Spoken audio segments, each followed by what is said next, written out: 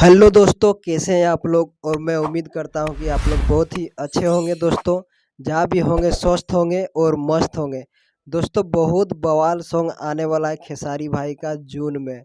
लेकिन दोस्तों इस गाने का टाइटल रितेश पांडे का भी सेम है जून में। लेकिन पता नहीं गाना किस तरह होगा। बहुत लोग वीडियो भी बना रहा है, लेकिन मैं भी सोचा कि बना देता हूँ। लेकिन दोस्तों सुनने में आ रहा है कि टाइटल सिर्फ सेम है, गाना सेम नहीं है। क्योंकि उसका गाना कुछ अलग है, खेसारी भाई का कुछ अलग है। तो चलिए देखते हैं किस तरह का होगा। लेकिन एक और खेसारी भाई का सॉन्ग अभी चल रहा है, बहुत ही खतरनाक चल रहा है खेसारी म्यूजिक वर्ल्ड पे। और ये गाना जितना जल्दी हो सके उतना जल्दी आने वाला है जून में। तो जून में ही आएगा, गाने का टाइटल का नाम है जून में, तो जून में ही आएगा शायद। और टी सीरीज हम भोजपुरी से आने वाला है।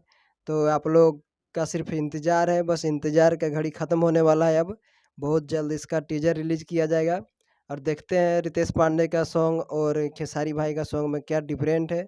चलिए मिलते हैं अगले वीडियो में। तब तक आप हमारे यूट्यूब चैनल पर नए हैं तो प्लीज़ सब्सक्राइब करें और अपने दोस्तों के साथ शेयर ज़रूर करें।